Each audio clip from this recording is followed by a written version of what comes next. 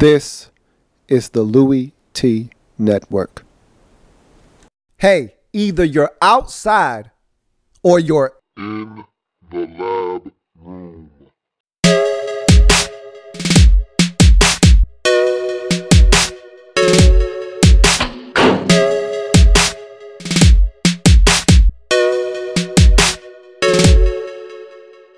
Draft zone. Who else could it be? But me, your me.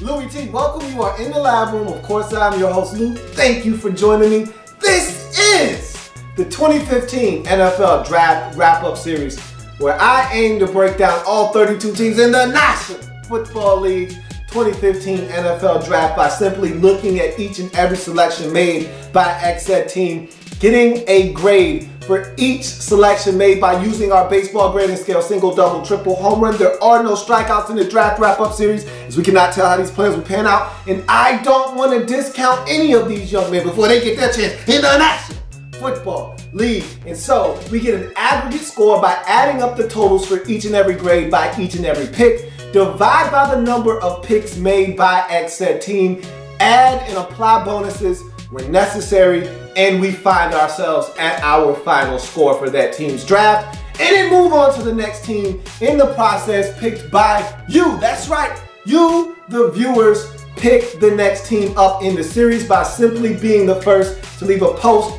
at the bottom of this and future videos stating the phrase next and the team you'd like to see next. One caveat though, you gotta be first. You have to be the absolute first, no equivocations, to leave that post in the comment section with those two stipulations, next and the team you'd like to see next. You do that and your team or some other team that you want to see will be up next in the series. And so with all the particulars out of the way, it's time to talk about America's team. That's right, Jerry's boys down in Big D, the Dallas Cowboys. What a huge season they had last year. I think everyone, including myself, really thought that the Cowboys were going to be a bad football team a season ago. They were written off as a team that didn't have enough talent. They lose DeMarcus Ware in the offseason last year. It seems like things are starting to go on a downward trend for them. And all of a sudden, the offensive line gels together. All those first-round picks that they had been spending. Everybody was laughing, including me, laughing at the acquisition of Travis Frederick in the back half of the first round one year. And I'm like, ha, you could have got him 17 picks down the road with your second round pick at number 47 or wherever they were in that draft, and they took him at 30, and that guy turns out to be a stud as a center. They picked Tyron Smith. He is one of the best and one of the premier left tackles in all of the National Football League. They get Zach Martin. I knew that guy was going to be a stud. I did not expect him to be an all-pro in year one. However, you look up and the Cowboys have one of the best offensive lines in all of football, taking you back to the years of the Great Wall of Dallas some years ago when they were opening up holes for Emmitt Smith and had the triplets. So I don't know if the line is that good. I don't want to start making comparisons to that offensive line, but that line that they had on the field last year was able to stay relatively healthy and was able to guide the Cowboys to an NFC East championship, along with the steady hand of Tony Romo. Don't want to discount what he was able to do last year in the running game. Get all the way to the NFC divisional round, where you could argue that it was controversial how they lost the game. It doesn't matter. They got to the NFC divisional game because of a controversial call that benefited them the week prior. All of that is irrelevant though. I would have loved to have seen Jerry Jones take a running back in this year's draft. However, they're betting on the offensive line, and this has been a staple of Jerry Jones throughout his career as an owner in the National Football League. It's part of his bravado and borderline arrogance that has seen Jerry Jones be one of the most recognizable figures in all of the NFL, but all of sports for that matter. And so it doesn't surprise me that the Cowboys didn't take a running back in this year's draft. Would have liked to have seen them do so, but I think he feels good about what they have. They're going to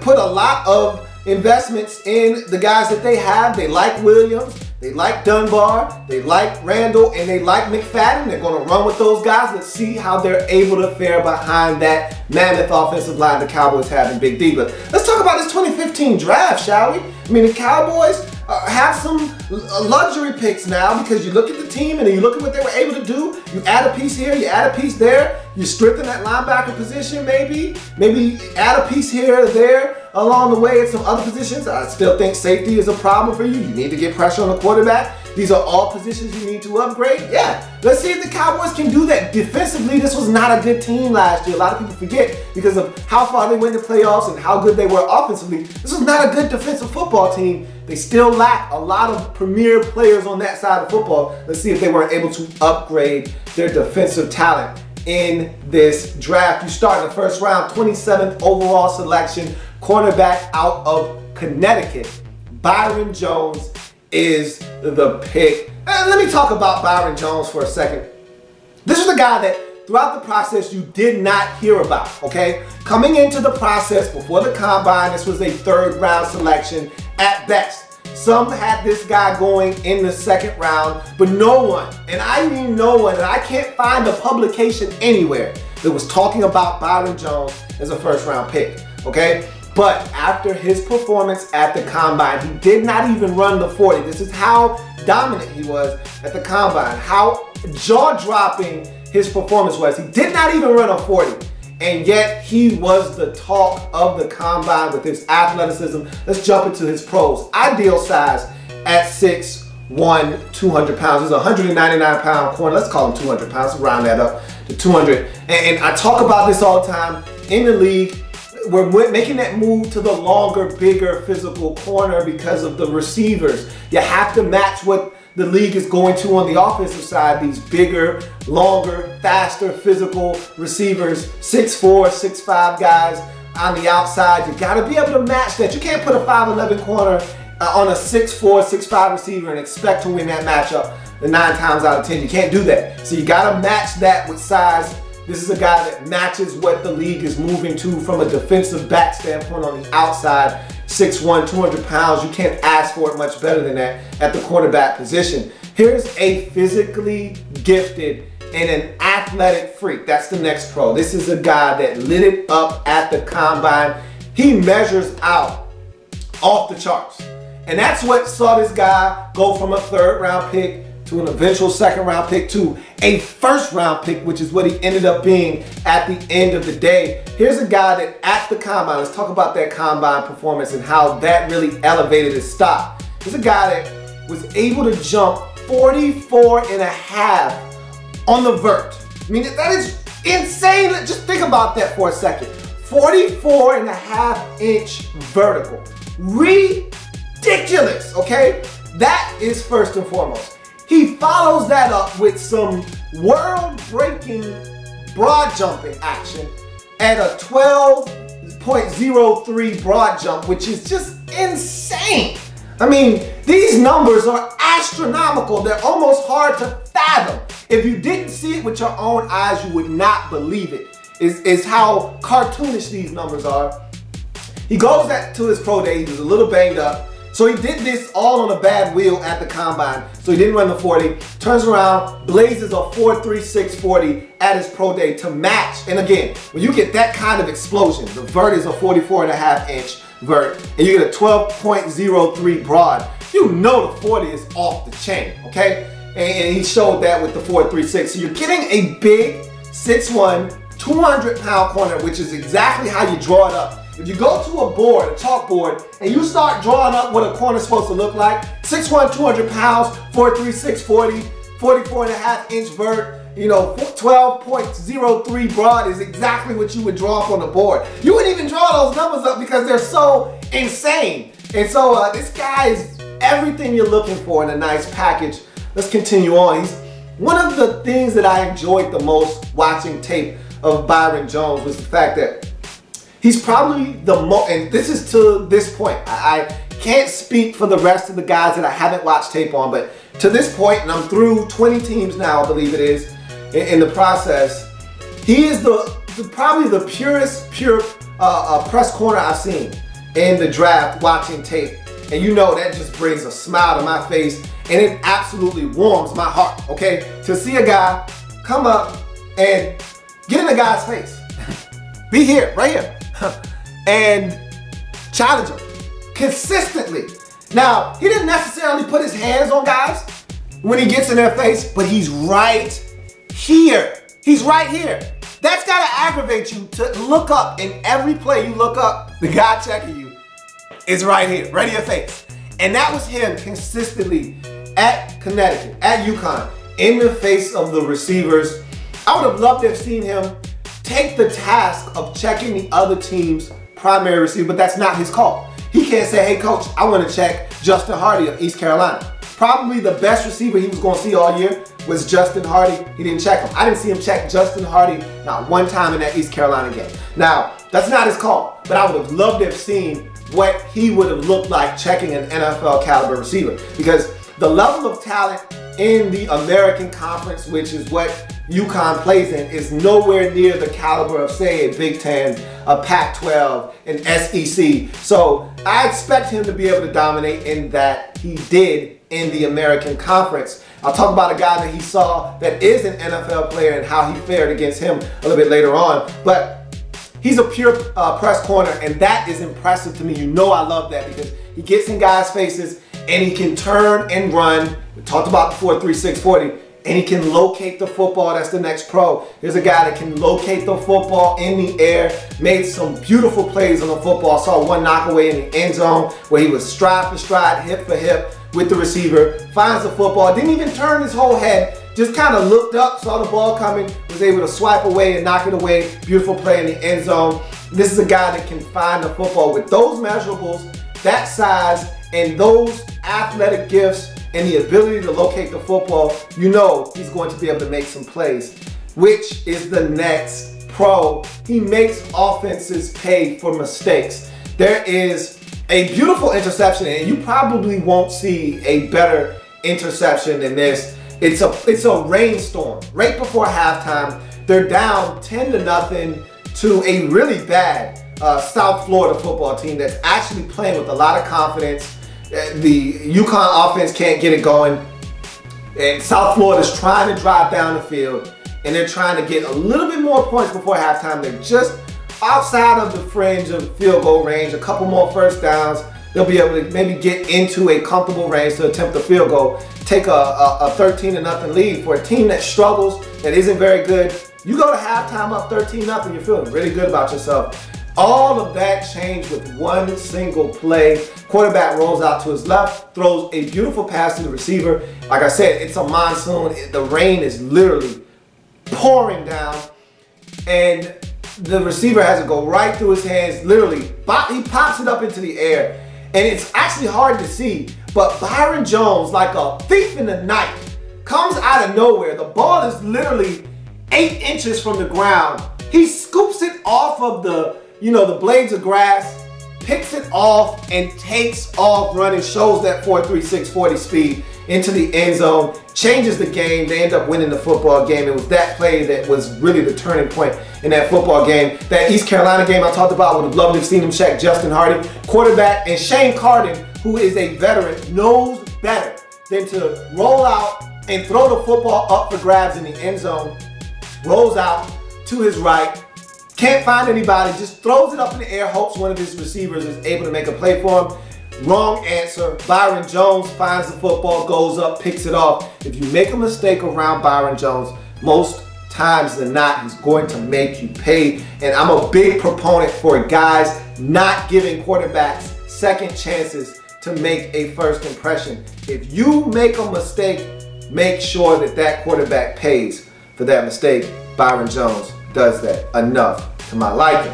Versatility. Here's a guy that played safety first couple of years at UConn, made the switch in 2013 to cornerback full time, and so he's a guy with versatility. The Cowboys could use him at corner. They could also use him at safety. They need more help at safety than they do corner. If Morris Claiborne can get his act together, this guy Byron Jones could actually be at safety, which could be a scary proposition for opposing offenses. If Mo Clay can't get his act together, then you might see a lot more of Byron Jones at the cornerback position than maybe the Cowboys have anticipated. But you go from his pros to his cons. He squats in off coverage. And so, in other words, to speak plain English, he's flat-footed. So when he does play off, and I talked about him being a pure press corner, when he does play off, sometimes he'll line up at an angle.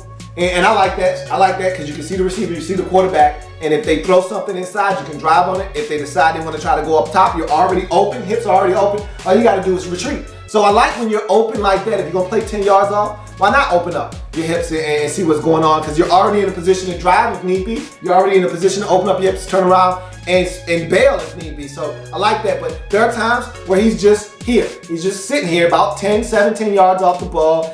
And because he's such a gifted athlete, and I don't know if that plays into his decision making or not. I think it's just he's raw. He doesn't understand that he needs to get his feet moving. He needs to get into some sort of back pedal, because if you let that receiver eat his cushion up, if they eat your cushion up and they get even with you, the mantra is even leaving. If I'm even as a receiver with the cornerback, safety, whomever, I'm leaving. I'm out. Peace. See you on the other side when I got a touchdown. So if I'm Byron Jones, you can't stand here and allow the guy to eat your cushion up and then try to turn around. It's too late. And I talked about a guy that's in the league now that he had trouble with. Brashad Perriman, first round pick of the Baltimore Ravens. I went back to 2013 and checked out his tape against UCF when Blake Bortles was there, and he threw. And I'll tell you what, had Brashad Perriman been able to catch the football consistently, he was open. He beat him for a deep ball about 40, 50 yards down the field. And it was a situation where Byron Jones was flat-footed. He allowed him to eat up his cushion, and he squats on routes. He wants guys to run something in front of him so he can drive on it and pick it off. But what happens when it's a deep route? If you squat and you don't move, and they're going up top on you, you're beat. And that's what happened with Brashad Perriman. He was able to eat up the cushion, run by him, had Blake Bortles deliver the football out in front instead of Brashad Perriman having to turn and catch it behind him. It was a touchdown. It would probably been a 65-yard touchdown. Instead, it was about a 50-yard gain down to about the 10-yard line. So he had trouble with Brashad Perriman. That's something he's going to have to work on. And I cut him some slack because 2013 was his first season full-time as a corner. He was still making the adjustment from being a safety. So I cut him a little bit of slack. He saw less of that in 2014, but he still has an issue with squatting on routes and being flat-footed when guys are approaching his space and his cushion. Needs to be more aggressive as a tackler. For a guy that used to be an ex-safety, I would expect him to be very aggressive around the football. That is not the case. Byron Jones is one of those guys. You don't ask for help, I'm not dishing it out. If you can handle it without me getting my hands dirty, by all means, knock yourself out. I'd love to see him be a little bit more physical. And I'm not saying the guy isn't physical. I'm not saying the guy doesn't tackle. What I am saying, though, is if he sees teammates approaching a ball carrier, he's not going in there. He's not going to jump in the fray and say, hey, let me get in some of this. Let me get a piece of this tackle. You guys got it? I'll let you handle that. If you need me, I'm over here. You know, call me. I'm number 16. You know where I'm at. You need me? I got you. If you don't, I'll be over here watching y'all back, making sure y'all got that. So I would like to see him be a little bit more physical. But at the end of the day, this is a guy that I feel like has all the skills necessary to be an elite player at the next level in the first round, 27th overall selection, cornerback out of UConn. Byron Jones is hit hard. It's hit deep. It's a home run for the Dallas Cowboys in the first round with this cornerback at a desperately needed position. Corner, safety, it does not matter. Orlando Scandrick is the best thing you got smoking at corner. You need some help there. Carr has been a huge disappointment. So has Mo Clay. This guy can step in, fill the void. Or if guys step up and do what they're supposed to do, this guy could help you where you much need help at safety. So there's versatility here. I can't wait to see what the Cowboys decide to do with him. But there is a lot of talent to work with. This guy is immensely talented. Let's see what the Cowboys do with Byron Jones in his rookie season. You go to the second round. 60th pick overall, outside linebacker out of Nebraska. Randy Gregory is the pick. I watched this guy's precipitous fall from grace all the way from a top 5 potential pick. No way he's getting out of the top 10 all the way to almost a 3rd round pick, 60th overall in the 2nd round. So this was a long fall from grace and probably was needed. I'm hoping that this was the wake-up call that Randy Gregory needed to get his life on track outside of football and mentally sharpen his skills and allow him to see that, hey, you're not needed. There are other guys that play this game, that play it well, that can take your spot, and at any time, if you can't get your act together, you will not be afforded the privilege to play this game that so many people are allowed to change their lives with. You make a lot of money, you become a household name, but if you don't know how to handle your business off the field, your on the field production can and will suffer. And so I'm hoping that this was a wake-up call for him, but make no mistake about it. This is a talented football, player we're talking about here. Now, you can sit here and talk about all the off the field issues and does this guy get it and will he be this and that. Look, I'm not here to talk about any of that. Now, I've already broken Randy Gregory down, the football player. So if you want to see an extensive, thorough breakdown of Randy Gregory and what I think he can be at the next level, check out my Draft Prospects 101 series where I broke down Randy Gregory and many other players that were taken high in this year's NFL draft. But I will say this much, and then we're going to move on to the next pick in the Cowboys draft. You can't hit a home run if you don't swing at the pitch. You can't make a shot that you don't take. If you're the Dallas Cowboys, you need elite talent on the defensive side of football. This guy sitting there at number 60 and nobody wants to take him. You made a mistake not taking Randy Moss. Wait, what are we talking? 17 years ago? 1998? You didn't take Randy Moss? Look what he became. You got another opportunity, and this isn't quite Randy Moss because we talk about 1st round pick. This is a 2nd round pick, but still, you got a stud sitting right here in front of you. Nobody else wants to pull the trigger. Hey, man, I'm all for it. In the 2nd round, 60th overall selection, outside linebacker out of Nebraska, Randy Gregory is, you know what time it is. You can put it on the board. Yes, it's a home run.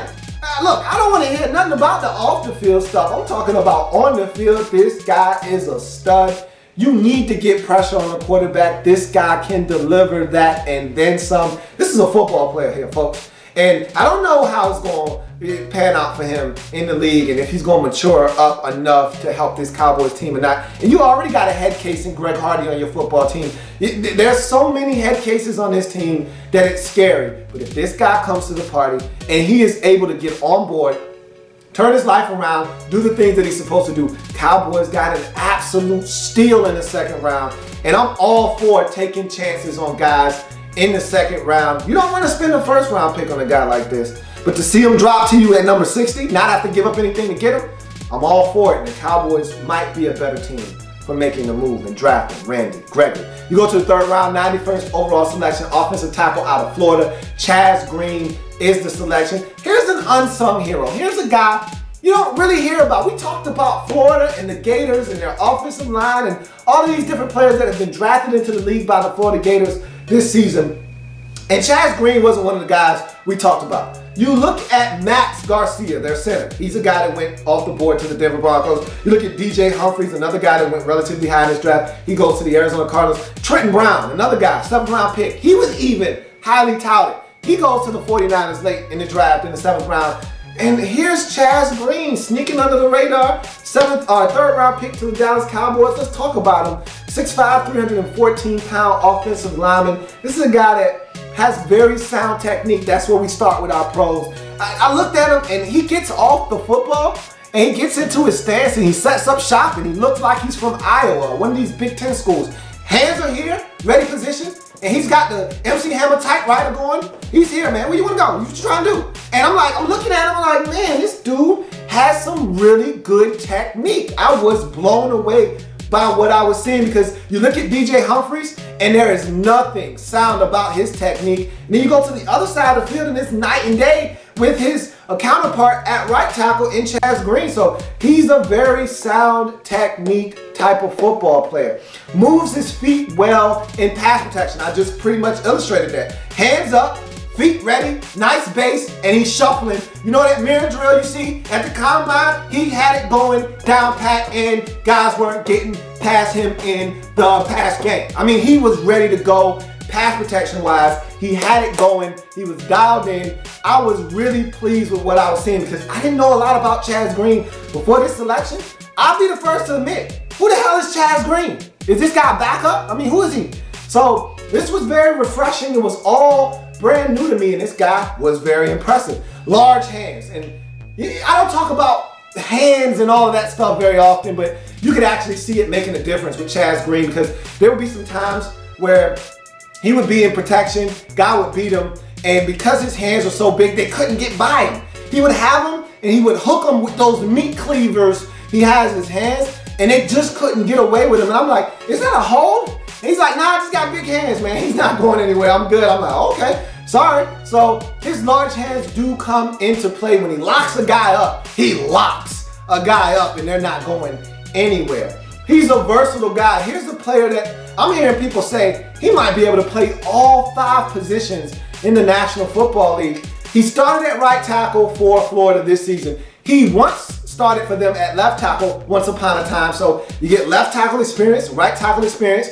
He might be able to play guard at the next level. If he can play tackle, he can play guard. You could assume he can play both left and right guard. And I'm also hearing the guy's versatile enough and smart enough as a football player that if you needed him to play center in a pinch, he could probably do that too. So you already know, the more you can do in this league, the more valuable you are to a football team. And I think that's why Chaz Green is a 3rd round selection for the Dallas Cowboys. You say to yourself, they got all these linemen. They just went out and got Lyle Collins in free agency. Why do they need another offensive line? You can never have enough linemen, period. Pass rushers on defense, offensive linemen you can never have enough. Never, ever. You think Doug Free is getting any younger? Nope, he's not. Hey, Ronald Leary, I've been saying this for a while. He's the weak link on that offensive line. You look around and you got all these 1st round selections, and then you got Ronald Leary, okay? You got Doug Free over there who's been holding it down for a while, and then you got 3 1st round picks, and then you got Ronald Leary. Who's he? He's up for grabs, so I'm not saying, I'm just saying. You go to his cons. He stops his feet when he's, and this extends to the run game and pass as well. You can't stop your feet as an offensive lineman. When you do, you're susceptible to counter moves. So if a guy goes to the outside and you shuffle your feet to the outside to pick him up, and then you stop and he decides to go back inside, guess what? Your feet are stopped, so your momentum has stopped. We're talking about 300-pound guys here. You can't stop 300 pounds and then start it back up. That's not how it works. So you need to keep your feet moving so that if he changes, you can just change right with him. If you stop, he's got the inside track. And so with him, a lot of times, that's what would happen. Guys wouldn't win with their initial move, but that counter move, hard to the outside, he opens up the beautiful feet that I talked about. He's here, I'm ready. What you got? That inside move though, off that outside move. Taste the soup. Taste it. He's going inside now. He can't move. Boom. Straight direct line to the quarterback. No spoon. That's what happens when you stop your feet. And so if Chaz Green wants to take it to that next level, and again, he's a couple of little fine-tuning things here. We're not talking about major tweaks. Fine-tuning here. Keep moving your feet. Don't stop your feet, big fella. Keep moving the feet. You can clean that problem up very easily. He's not a dominant run blocker.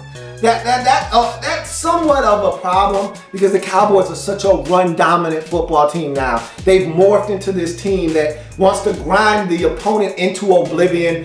He's not the type of guy that you feel comfortable doing that with. So I don't really know how that fits in the grand scheme of things with the Cowboys, but we'll see. Maybe the Cowboys can get the most out of him and figure out ways to maximize his abilities in what they're doing as an offense. We'll see. But right now, I look at him, and a lot of people said that going into the draft, his biggest deficiency was he needed to get functionally stronger. I think that speaks to what people were talking about. I don't see him as a guy that moves people off the line of scrimmage, creates a new line of scrimmage, and is a terror in the run game. I just didn't see that from Chaz Green. And finally, the big elephant in the room with this guy, his final con is unfortunately his biggest one, and that's his injuries. This is a guy that stayed injured at Florida, which is why I didn't know who the hell he was. Here's a guy that injured his ankle twice while at college, once in 2011 and again in 2014 this past season, causing him to miss about 3 games straight. And then when he did come back, they would sub him in and out of line. So you'd be watching the tape. He'd play 3 straight possessions, they'd yank him out, put number 55 in. Then he'd play 2 possessions, then here comes Chaz Green again, and then they yank him out after about 2 possessions, and then here comes 55. And after a while you say, why are you doing this? Because he's a guy that is injury prone, and they feel like, hey, if we can go ahead and give another guy that's gonna be here after you leave some experience and some exposure, all the while keeping you healthy for when we need you, we feel good about ourselves. So he's a guy that stayed injured. 2013, he had a torn labrum, missed the entire season, so you're dealing with a guy that was only fully healthy for 1 season, and that was 2012. So you're getting an injury-prone football player. If he can stay healthy, he could be a difference maker. We'll see if he's able to stay healthy. But in the 3rd round, 91st overall selection, offensive tackle out of Florida, Chaz Green for me is a double. Would have loved to have given this guy a triple just based off of his versatility alone, but the injury scared the bejesus out of me. When you tell me a guy is coming into the league with injury problems, that scares me because that's something that he cannot control, and that's something that has been a consistent bugaboo for Chaz Green, and because of that, he is a double in the 3rd round. You go to the 4th round, 127th overall selection, linebacker out of Minnesota, Damian Wilson is the selection. Here's an aggressive, physical linebacker. Those are his first 2 pros. I'm gonna go ahead and lump them together. You look at this guy, and he's not the biggest at 6 foot, you know, 245 pounds is great size for an inside linebacker, but at 6 feet, smaller guy, you would love to have him be 6'2", but he's not. And to me, really size, height-wise, doesn't matter. As long as you got a little bit of girth in those trunks, got a little bit of weight there, stand in your draws, feel good about you, 245, that's good enough for me. But he's a physical guy, downhill thumper that will hit you in the mouth. A lot of times when this guy hits you, he's driving you backwards because he's coming with a level of physicality that you want out of your inside linebacker. Takes on blockers. I just told you he's 6 feet, but he's 245, has enough physicality to take on blockers and not shy away from contact. And so I like that about Damian Wilson. He's a guy that's going to get in your face and get physical with you and really make it hard for running backs to run in a gap where he has taken on a block. So really appreciate the fact that he's not afraid of contact and will get in there and put a hat on a hat. Pursues the football, and to me, this is one of the things he does that's a pro, but it's also a con. We'll talk about that later. But he's a guy that definitely, they snap the football and it's a run, he takes off. Sometimes I'm asking, do you even know where the hell the ball's going? He's half the time he's like, nah, I don't. I'm just running, man. It don't even matter. I just want to get into play. And so it could be a stretch to the right. Well, he's running. He takes off, and then the cutback is back this way, and I'll talk about that a little bit later on. But it's a dude that pursues to the football. He's going to be somewhere in the mix. He may not make the tackle. He might not even get in on the tackle. He's going to be somewhere, though. Somebody's going to have to block him or something. He's pursuing to the football. He forces cutbacks. I just kind of alluded to that. Because he pursues to the football so heavily. I mean, literally, they snap the ball. He sees run action, and he just takes off. It could be play action fake, and you're like, damn. If it is, you are got. Because this is a guy that, they snap the ball, he sees offensive linemen fire off the ball, and they're all going in the same direction. That's where he's going. So he's a guy that will force a cutback, because if he over pursues, and he goes and meets you where the ball is supposed to go, you're going to have to cut it back, because you can't go where he's going. He's not having it. So he's a guy that forces cutbacks. He blitzes effectively. Now, one of the first tapes I watched was him and the Minnesota Gophers, Golden Gophers, taking on the Wisconsin Badgers. And like the second play of the game, he was already blitzing. So I'm like, this is a guy that is very comfortable blitzing. 4 sacks in 2014, which is excellent for a guy at the middle linebacker position. You want to see your guys hit home. 4 sacks is plenty from an inside linebacker. And so he blitzes effectively. And you have to account for this guy because he will get to the quarterback and get them on the ground. You go to his cons. He's a sticky football player, man. And there weren't many times where I saw him stack and shed a blocker and get to the football carrier. When you got him, you got him, okay? He gets blocked. And when I say he gets blocked, I mean he gets blocked. He's not going anywhere. And so this is a guy that I feel like he needs to work on shedding offensive lineman and getting to the football. He struggles in that capacity. He's a very sticky player. You get him, you got him, he's got as a linebacker. He over pursues often. Here's a guy that, I told you, he takes off at the snap. And so what that does is it creates cutback lanes. And a lot of times he gets picked up. So he'll over pursue and the play is actually coming backside. He's all the way up the field about 3 yards. And then he gets picked up by offensive lineman, so he can't even go back and pursue the football. He's hemmed up, he can't do anything. And there are a number of times where I saw runs back against the grain. And of course, we're talking about Melvin Gordon here, okay? So we're talking about an elite back, but still can't overrun plays and not expect to pay a price for it. And there are a number of times where it would be gaps where he probably could have been had he not over pursued and tried to guess and meet someone in the hole up front instead of him staying at home and being patient. So he's a guy that will over pursue plays and he gets blocked very often. He can make plays. He had 116 tackles last year. We're not talking about a guy that doesn't, I told you, he finds his way to the football. He's going to be around. He's not necessarily going to make the tackle, but he's around. But he gets blocked too often, gets stuck on blocks, doesn't stack and shed, and he over pursues. In the 4th round, 127th pick, linebacker out of Minnesota, Damian Wilson for me is a double. Now I'm gonna tell you this much, you need a guy like this on your football team, gonna help you on special teams, gonna give you some depth. Can we trust Sean Lee or can we trust Sean Lee? You answer that question, I'm not gonna say nothing, okay? I'm gonna let you answer that. As Cowboy fans, I'm gonna let you answer that question. You need a guy like this for insurance, okay? You just traded away Bruce Carter, not traded, but Bruce Carter's gone. He's not a Tampa Bay Buccaneer. You need some more depth. This guy's gonna help you with that on this football team. Go to the 5th round, 163rd overall selection, defensive end out of Purdue, Ryan Russell is the selection. 6'4", 269 pound, base 4'3" defensive end. I like this guy. I like some of the intangibles he brings. We'll talk about some of the things he lacks a little bit later on, but I'm gonna tell you this right now. After Randy Gregory, most intriguing prospect in this draft, right here, Ryan Russell. Now, I think I know who Byron Jones is as a football player. Kind of anxious to see what the Cowboys decide to do with him. Safety, corner, which one? A little mixture of both, maybe, I don't know. But if you're talking about raw ability and untapped potential, this is the next guy in the draft after Randy Gregory. Athletically gifted at 4'6", 740. This guy can run. And let's go to the next pro, because after that athleticism, this is the one that has me intrigued. Good burst off the snap. There are a couple of plays I watched, a couple of games, watched about 2 or 3 tapes on this guy, and I saw the acceleration off the snap, and it was lightning quick. Now, you don't get that all the time, which is part of the reason why this guy doesn't have high production. We'll talk about that a little bit later on at Purdue. And he didn't really have a lot of running mates. Purdue was a really bad football team. Teams went into the game knowing we got to make sure we block number 99. He's probably the only guy that can really hurt us. And so he didn't get a lot of sacks. And we'll talk about that a little bit later on. But the burst, the initial burst off the snap is electric. It's electric. Boogie, boogie, boogie. Now, I'm going to tell you right now, that could transform itself into something major with some coaching at the next level. That burst off the snap is rare. That first step could be a problem at the next level. Long defender. This is what I like about him. After that burst, because that's something elite. After the burst, he's a long defender. Stretch him out, man. Stretch Armstrong type guy. You look at him, he's chiseled, arms are long, he's got vines.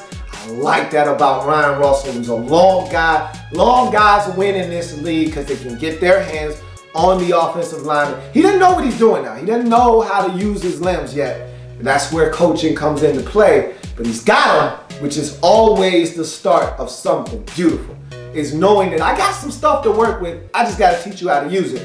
He's got long arms. And I'm going to tell you what, that could be another gift for him down the road. He hustles, man. His motor is high.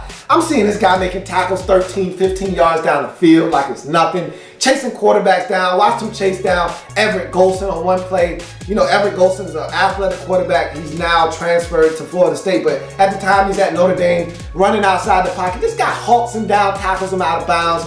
This is a guy with a high motor. You don't have to worry about him not giving you everything he's got on any given snap. And he has no problem pursuing a play, backside, running 18 yards to tackle a guy for a 4-yard gain. That's no problem for him. That's what he does. He's got a tremendous motor.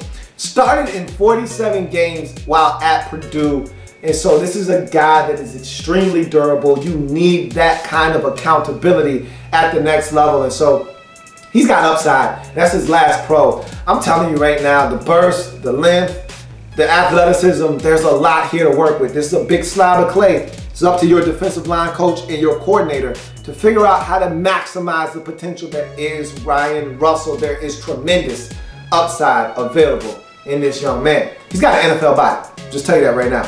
Cons, no college production whatsoever. We're talking about a career 4.5 sacks. Yes, I told you he started 47 games. 47 games and all you were able to muster is 4.5 sacks in your entire career? Yeah, that's a problem, but it's a problem because he hasn't tapped into all of his potential. But nonetheless, you cannot gloss over the fact that he only had 4.5 sacks in 47 starts. That's a problem that needs to be addressed. No vice grip. And what I mean by that is he's a guy that will allow people to break tackles. He'll allow players to shed his tackles and pick up extra yardage. He'll make some tackles, but then he's like, I'll give you an example. The San Diego Chargers just drafted a linebacker from the University of Miami, and his name escapes me at the moment. It'll come to me here in a second, but this is a guy that it doesn't matter what kind of angle he's coming at. Doesn't matter where he's running from, how fast he's flashing into your picture. If he gets a piece of your ankle, you're going down. Doesn't matter where he grabs you at, he's gonna make the tackle, okay? That's not Ryan Russell. If he didn't get 2 full arms around you and get to fully wrap you up, he's not gonna get you down, he's gonna get away. He does not have a vice grip, okay? And so he's one of these guys that I would love to see him get. Like there was one play, he knifes into the back, a beautiful play. He at the snap, he takes one power step sideways, boom, takes a hard, sharp cut inside of the tackle and between the guard, and boom, just like that, he's in the backfield for a 3-yard loss on the ball carrier, except he couldn't get him down on the ground. Let the guy get right through his arms, picks up about 2 yards on the play that should have been a 3-yard loss. And so for me, that's the kind of stuff that I would like to see him improve. But again, minor changes. You just work with this guy on some of this stuff. He needs to refine his pass rush. That's an understatement. 4.5 sacks and 47 career starts. I don't have to elaborate on that. This is a guy that needs to get better and refine his pass rushing ability. He's got to be a guy that in a rotational depth situation, you can put him in a game and not have a drop off from Randy Gregory or from DeMarcus Lawrence or any of those guys that you put in the game. So to me, that's a situation where he's just gonna have to learn, because I don't think he has the adequate moves. Right now, he's relying on athleticism and his ability to win in the initial steps to get to the quarterback. And he came close an awful lot of times. In the 2 or 3 tapes I watched on this guy, he got to the quarterback at least 5 times. He didn't get there fast enough. So it's a situation where he's winning, he's just not winning fast enough. Guys are getting the football out of their hands before he can get the quarterback on the ground while he still has the ball. So we'll see, but I'm intrigued here. There's a lot to like with this kid. A lot of work still to be done, but there's a lot of intangibles and measurables that you can't teach. You either have it or you don't. Ryan Russell has them. In the 5th round, 163rd pick, defensive end out of Purdue, Ryan Russell for me is another double. This is a really solid prospect, and I want to see how he develops. This is where coaching comes in to play. Either you can coach this guy up and turn him into a Pro Bowler, or he's just going to be another guy on your roster. We call him Jags, just another guy. We'll see if he's a Jag or he turns into a Pro Bowler under the tutelage of Rod Marinelli and company. You go to the 7th round. The Cowboys seem to do this to me every single year. A rash of 7th round selections. I don't understand why they feel like it's a fun activity to collect 7th rounders. They rarely make your roster, but they did it. They did it again. 2nd year in a row, 3 7th round draft picks. I could be wrong, could have been 2 last year. I feel like it was 3 last year. Anyway, we start with the first of those 3, 236th overall selection, outside linebacker out of Wyoming.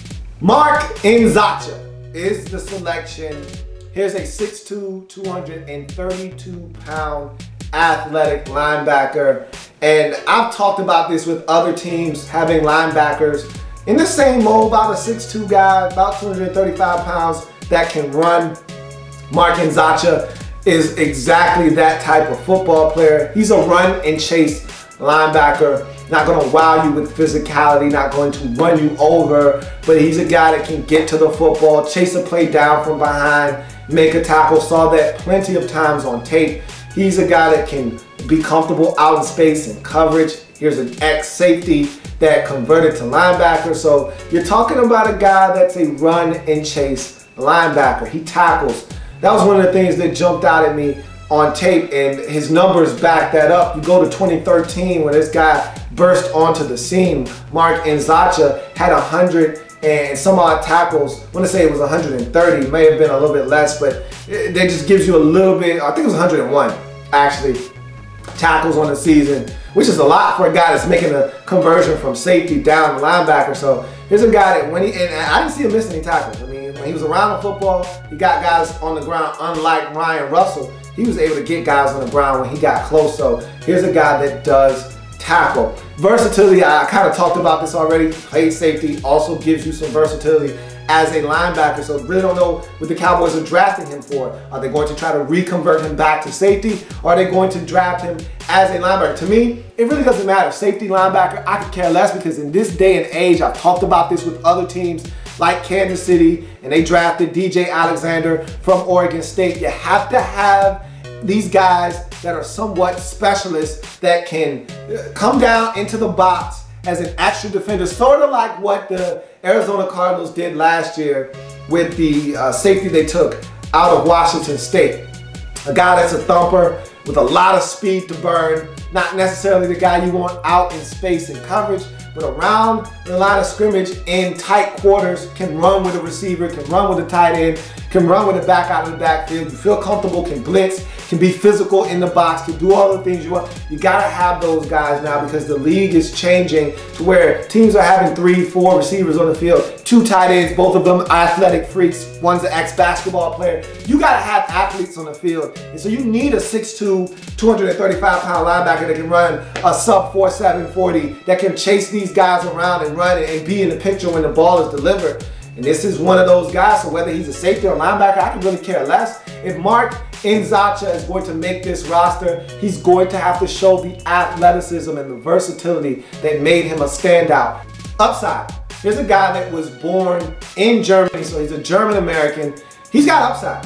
I talked about this already, him being a versatile football player. He still hasn't really honed his skills as a linebacker yet, so there's some work to be done, but there's some upside here, and he brings some type of a niche he can carve out for himself, being one of those defenders that you could put somewhere on the field in passing situations. I like that. Again, you're not going to do that with him right away, but over time, he can develop into that type of player. There's some upside here. You go to his cons, he's raw. I just talked about him being Germany born. They did not have high school football at his school. And so he ended up playing a different form. It was football, but you don't know what those rules were. You don't know how they were playing the game. And so this was a guy that came to the States for college, and things were a little bit different. And so you got to assume that there was a learning curve for him. So I'd like to think that there are some things that he still needs to improve upon coming over from Germany to the States and seeing how things work. So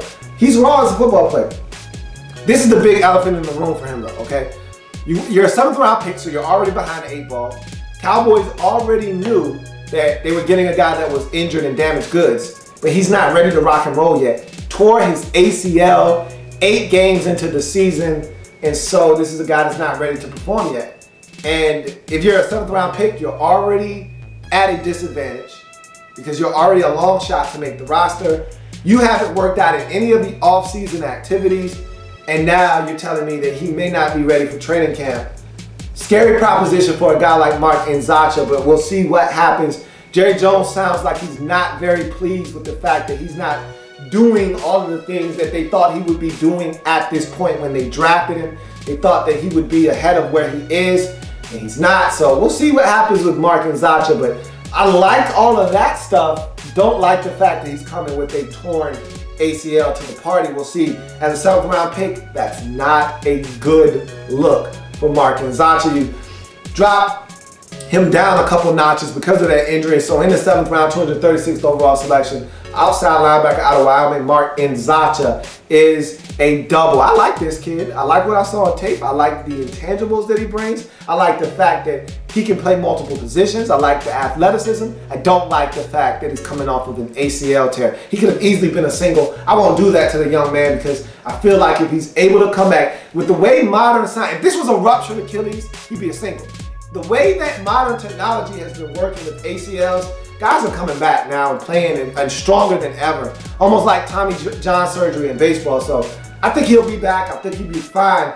Will he be back in time to make a big enough impact to crack this roster is a question. Probably have to hit that practice squad if he is indeed back in time enough to make a big enough impression to hit the Cowboys practice squad. You go to 7th round, second round pick, 243rd overall offensive tackle out of Virginia Tech, Lawrence Gibson is the pick. 6'6", 305-pound offensive lineman. He's well proportioned. I like the way that his frame is set up. He's a little top heavy, but I like the way he's set up. It's not sloppy, 305 pounds, not sloppy at all. Very lean for a guy his size. We're talking about a 6'6" offensive lineman here. He's athletic, he can get to the second level. Those are the next 2 pros. They're actually the last 2 pros, is that he's athletic, can get to the second level, doesn't really have a problem getting out in space and seeking out a defender to block. Did I mention he was big? Because that's basically where the pros stop, is that he's big and he's athletic. Did I tell you he was big? Okay, well, let's go to his cons because there are plenty of those. He's got a broken finger, first and foremost. So he missed a lot of the off-season training camps because he has a broken finger, can't participate. You're a 7th round pick. I don't need to explain why that's a problem. He won't be around until training camp. So broken finger, that's strike 1. He needs to get functionally stronger. And so this is a guy that I saw bull rushed way too many times for me to be comfortable with him lining up anyway. And then, you know, normally you say to yourself, okay, if he's got problems with speed, and the last con is lacks lateral quickness. So you tell me he lacks lateral quickness, so he struggles with speed to the outside, but then you tell me the counter to that is he gets bull rushed. Well, damn, what do you do? Well, I can't even hide you inside at guard because you're getting bull rushed, you're getting dump truck. Where can I put you? Strike 2 and strike 3 for me. If you can't move guys in the run game, I wasn't impressed with him in the run game. If you can't stand up and anchor down in the pass game and stop from getting dump trucked in the lap of the quarterback, and then you tell me guys are running laps around you because you don't have the lateral quickness necessary to get out there. As far as good as Chaz Green is in getting out of his stance and setting up shop and being ready to block, this guy's the direct opposite. It's not a lot to like here. So in the 7th round, 243rd overall selection, offensive lineman out of Virginia Tech, Lawrence Gibson is a single. He's a long shot to make the roster. He's coming with the broken finger. It's not looking good for Lawrence Gibson making this Cowboys roster that's already loaded with offensive linemen. He already took Chaz Green. You got La'el Collins coming on board. Don't really like the prospects of Lawrence Gibson making this roster. And finally, the last pick in the draft for the Cowboys, 7th round, 246th overall, tight end out of Texas, Jeff Swaim is the selection. 6'4", 250-pound blocking tight end. Physical at the point of attack is one of his first pros. You see this guy not afraid to mix it up. That was his job at Texas. He was a professional blocker. That's what he did. He blocked guys, helped them in the run game, helped them in pass pro. He's a blocking tight end. He can't catch. I don't want to say he can't catch, but I'll tell you why he's a blocking tight end here in a second. But the guy can catch a football if you throw it to him, I guess, right? You got to assume he can, right? Or else he'd be offensive lineman. Maybe if he was 80 more pounds. Whatever. You move on to his last pro, durability. He only played at Texas for 2 years, came from a JUCO, transferred over, played 2 years, started 26 games, so essentially every single game he was at Texas, He started. He may have had 1 or 2 games where he didn't start, but he played. And so this is a guy that is extremely durable. Had a streak of 19 consecutive starts to finish up his collegiate career, which was tops on that Texas roster. So that gives you a little bit of framework as to why this guy is durable. You need that on your football team. You go to his cons. He is not, I repeat, not a receiver, okay? Just to give you a little bit of perspective. His best game, both of these are career highs. 3 catches, 18 yards. 3 catches for a whole whopping 18 yards. Career highs, both of them. 3 catches, 18 yards. Both career highs for him at Texas. Yikes. So, not a receiver is an understatement. Take it for what it's worth. One-trick pony. And so I said all of that to say this. His last he's a one-trick pony. You know, if you can't be a receiver, then that means you must be a blocking tight end. I need you to be elite. If you're going to be a one-trick pony, you better be damn good at that one trick. I don't think he's better than the other tight ends that the Cowboys have on the roster necessarily. I wasn't blown away by him blocking at Texas. I didn't watch the tape and come away from it saying, you know what, that's a damn impressive tight end, boy. He's blocking his jack off. I didn't feel that way. You know, why can't Gavin Escobar be a blocking tight end and catch the football? I know Gavin Escobar is not a blocking tight end. Got me to the Gavin Escobar. But I see him. I see the other kids you drafted, and I look at Jason Witten, and I'm just saying, you got enough tight ends, man. I don't know if this guy's going to make the squad or not. I seriously doubt it. In the 7th round, 246th overall selection, tight end out of Texas, Jeff Swaim.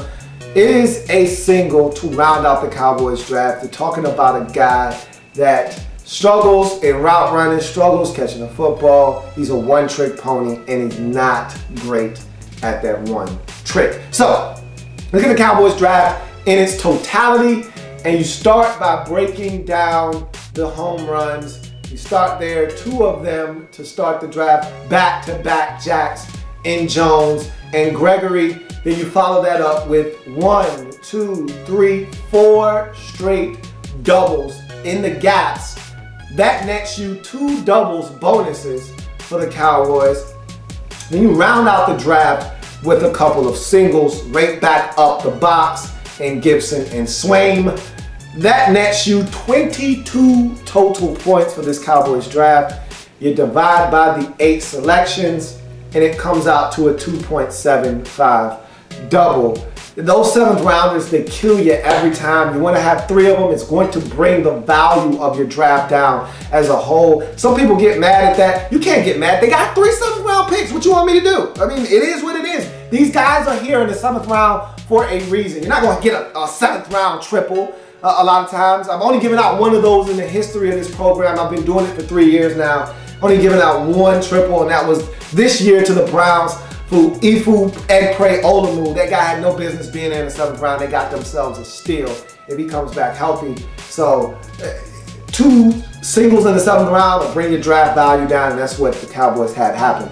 You want to have 3 7th round picks every year, that's what happens. But we'll see if Jer and company were able to get some guys at the top of this draft to help them find some hidden gems in the middle of this draft and really look at everybody with a smile and say, hey, you're wrong. Our running backs are going to be able to hold it down, and without us drafting anything or making any big splashes out in free agency. So that's the Cowboys 2015 NFL Draft. If it happens in the National Football League, whether big or small, we cover it all here in the lab room. Come back and join me as we continue to break down anything and everything in the National Football League. See you next time.